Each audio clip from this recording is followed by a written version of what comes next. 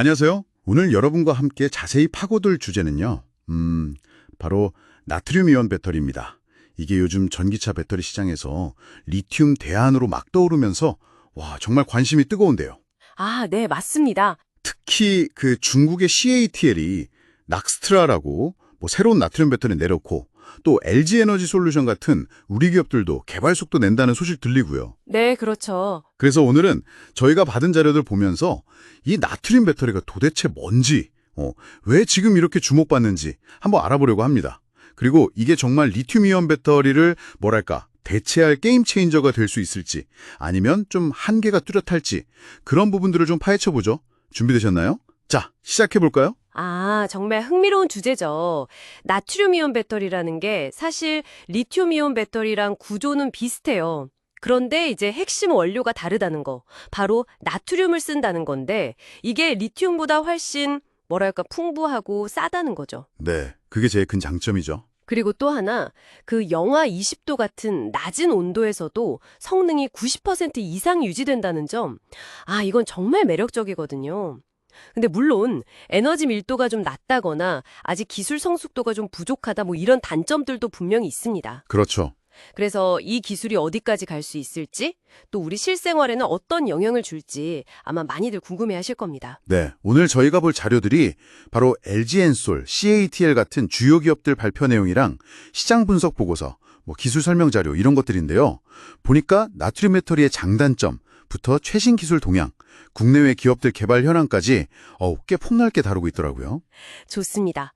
그럼 기본 개념부터 한번 짚어볼까요? 말씀드린 대로 리튬 대신에 나트륨을 양극재로 쓰는 2차 전지, 그러니까 충전해서 다시 쓰는 배터리고요. 중요한 건 이게 리튬이랑 화학적 성질이 꽤 비슷해서 기존의 리튬이온 배터리 생산 공정을 상당 부분 그대로 쓸 수 있다는 거예요. 이게 초기 투자 비용을 줄이는데 유리하죠. 아, 그렇군요. 역시 가장 와닿는 건 비용 문제 같아요. 나트륨이 지각 매장량 6이라고 할 정도로 흔하잖아요. 소금의 주성분이기도 하고. 리튬보다 훨씬 싸고. 그렇죠. 게다가 코발트나 니켈 같은 비싼 희귀 금속도 필요 없다고 하고요. 맞아요. 그게 크죠. 심지어 음극집 전체로 구리 대신에 더 저렴한 알루미늄을 쓸 수도 있다면서요? 네네, 가능합니다. 그래서 SNE 리서치 같은 데서는 2035년쯤 되면 LFP 배터리보다도 한 11%에서 최대 24%까지 저렴해질 수 있다. 이렇게 전망하더라고요. 와, 24%면 정말 크네요. 크죠. 그리고 아까 잠깐 언급했지만 저온 성능, 이것도 빼놓을 수 없어요. 영하 20도에서도 초기 용량의 90% 이상을 쓸 수 있다는 거. 이게 리튬이온 배터리는 한 60, 70% 수준으로 뚝 떨어지거든요. 추워지면. 아, 진짜요? 훨씬 좋네요, 그러면. 네, 겨울철 성능 저하가 훨씬 덜하다는 거죠. 안전성 측면에서도 리튬보다는 반응성이 좀 낮아서 화재 위험이 상대적으로 적다고는 해요. 상대적으로. 네, 근데 그렇다고 열폭주 가능성이 아예 없는 건 아니니까 그건 좀 주의해야 하고요. 역시 장점만 있는 건 아니군요. 단점을 좀 보면 역시 에너지 밀도가 문제네요. 맞습니다. 이게 가장 큰 허들이죠. 나트륨 원자가 리튬보다 아무래도 더 무겁고 크니까 같은 부피나 무게에 저장할 수 있는 에너지 양이 적을 수밖에 없겠네요. 160와트/킬로그램 정도? 이 정도인데 이게 LFP나 NCM 배터리보다는 아직 낮은 수치죠. CATL이 2세대 목표로 200와트/킬로그램 제시했다곤 하지만 아직은 좀 그쵸. 네, 아직 갈 길이 좀 남았죠. 그리고 음극재 문제도 있어요. 음극재요? 네, 리튬 배터리는 주로 흑연을 쓰는데 이게 나트륨 이온을 잘 저장하지 못해요. 그래서 대안으로 하드카본이라는 탄소 소재를 주로 쓰는데 이게 또 흑연보다는 비싸고 용량도 좀 작아요. 아, 그렇군요. 네, 그래서 아직 규모의 경제가 안 되고 만약에 리튬 가격이 앞으로 계속 떨어진다, 그러면 나트륨 배터리의 가격 경쟁력이 좀 애매해질 수도 있다? 이런 우려도 있죠. 심지어 DOA, 그러니까 도착 즉시 사망 아니냐, 이런 비관론까지 나올 정도니까요. 아, 디오예요. 좀 극단적인 표현 같긴 한데 그만큼 가격 경쟁력이 중요하다는 거겠죠? 그렇죠. 충전하고 방전하는 사이클 수명도 아직은 LFP 배터리보다는 좀 짧다는 평가가 있고요. 이것도 개선해야 할 부분입니다. 그렇군요. 전반적인 기술 성숙도가 아직은 좀 더 필요한 상황이네요. 그런데 글로벌 동향을 보면 와, 중국이 정말 무섭게 치고 나가는데요. 네, 맞아요. 특히 CATL. CATL이 2021년에 처음 상용화 발표하고 최근에 낙스라 2세대 공개했잖아요. 에너지 밀도 175와트 킬로그램에 5분 충전으로 520km 주행 가능하다고 주장하던데 이게 진짜 뭐 엄청난 거 아닌가요? 그 주장대로라면 정말 대단한 거죠. 근데 실제 주행 환경에서는 좀 달라질 수 있겠지만요. 그리고 영하 40도에서도 90% 성능 유지한다고요. 와, 올해 하반기 양산 목표로 벌써 JAC나 체리 같은 중국 전기차 일부 모델에는 탑재를 시작했다면서요. 주행거리는 한 200km 내외 수준이지만요. 네, CATL이 굉장히 공격적이죠. BYD도 마찬가지예요. 연간 30기가와트 규모의 나트륨 배터리 공장을 짓기 시작했어요. 30기가와트요? 와, 주로 소형 전기차나 2륜차, 3륜차 시장을 노리는 것 같아요. 실제로 지금 나트륨 이온 배터리 관련 기업의 80% 이상이 중국에 몰려 있다는 통계도 있고요. 2024년 기준 80%요? 와, 거의 다 중국이네요. 네, 이게 좀 우려되는 부분이죠. 공급망을 완전히 장악당할 수도 있으니까요. 기술 종속이나 가격 문제로 이어질 수도 있고요. 그렇죠. 그럼 우리 국내 기업들은 어떻게 움직이고 있나요? 좀 뒤처진 느낌인데. 뒤처졌다기보다는 이제 본격적으로 추격에 나서는 모습입니다. LG 에너지 솔루션 같은 경우 2030년 이전에 상용화하는 게 목표라고 밝혔어요.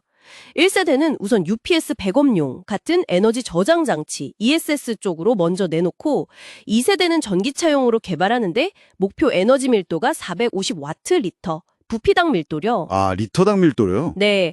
그리고 건식 공정이나 바이폴라 기술 같은 차세대 기술도 적용하려고 하고요. 아마 과거에 LFP 배터리를 좀 과소평가했던 경험이 있어서 이번엔 좀 더 적극적으로 대응하는 것 같아요. 네, 그럴 수 있겠네요. 삼성 SDI는 어떤가요? 삼성 SDI는 아직 연구소 차원에서 R&D를 활발히 진행 중인 걸로 알려져 있고요. 특히 국제 공동 연구를 통해서 에너지 밀도를 15% 정도 향상시킨 새로운 양극 소재 NEXV2PO4-3를 개발해서 네이처 머티리얼스 같은 유명 학술지에 발표하기도 했어요. 오, 성과가 있군요. SK온도 연구는 하고 있다고 들었고요. 네, 차세대 배터리 후보 중 하나로 보고 연구 중인 것으로 압니다. 그리고 소재나 부품 회사들도 움직임이 중요하잖아요. 그렇죠. 배터리 자체뿐만 아니라.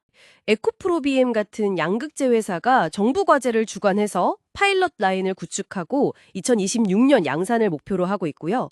애경케미칼은 음극재인 하드카본 생산을 준비하고 있고 또 메가터치 같은 회사는 배터리 3사의 테스트용 핀을 공급하는데 나트륨 배터리용 기술도 이미 확보했다고 하고요.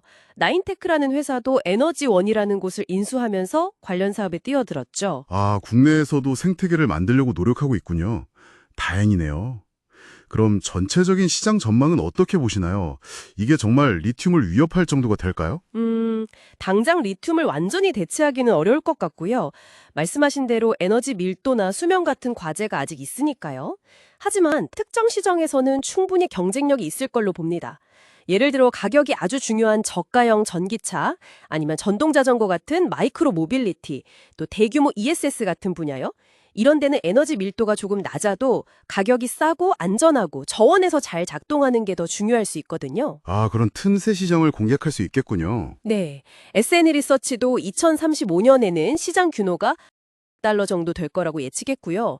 공급망을 다변화한다는 측면에서도 의미가 크죠. 리튬 하나에만 의존하는 것보다 나으니까요. 그러네요. 그럼 앞으로 풀어야 할 과제는 역시 기술 개발과 가격 경쟁력 확보겠군요. 맞습니다. 중국의 기술 개발 속도와 양산 속도를 따라잡는 게 급선무고요. 리튬 가격이 어떻게 변하든 확실한 가격 우위를 점할 수 있어야 해요. 그리고 당연히 에너지 밀도와 수명은 계속 개선해야 하고요. 국내 공급망 구축도 서둘러야 하고요. 네, 정말 할 일이 많네요. 그렇죠. 결국 제 생각에는 나트륨 이온 배터리가 리튬 이온 배터리를 완전히 대체한다기보다는 서로의 장단점을 보완하면서 용도에 맞게 공존하는 형태가 되지 않을까 싶어요. 전체 배터리 시장의 파이를 키우는 역할을 하는 거죠. 오늘은 이렇게 나트륨 이온 배터리의 가능성과 또 넘어야 할 과제들을 쭉 살펴봤습니다. 확실히 저렴한 비용과 뛰어난 저온 성능은 매력적인데 말씀하신 대로 에너지 밀도라든지 중국 중심의 공급망 문제는 풀어야 할 숙제네요. 그래도 LG엔솔, 삼성 SDI 같은 우리 기업들도 열심히 추격하고 있다고 하니 좀 기대를 갖고 지켜봐야겠습니다. 네. 특히 가격에 민감한 소형 전기차 시장이나 대규모 ESS 분야에서 이 나트륨 배터리가 어떤 역할을 하게 될지 주목해 볼 필요가 있습니다. 여러분은 이 새로운 배터리 기술이 어떤 분야에서 가장 먼저 좀 두각을 나타낼 거라고 생각하시나요? 이것도 한번 생각해 보시면 재밌을 것 같습니다. 네, CATL의 야심찬 양산 계획과 또 우리 기업들의 추격전 속에서 앞으로 나트륨 배터리 시장이 어떻게 펼쳐질지 지켜보는 재미가 있겠습니다. 오늘 저희와 함께 깊이 파고들어 주셔서 감사합니다. 다음에도 흥미로운 주제로 찾아뵙겠습니다.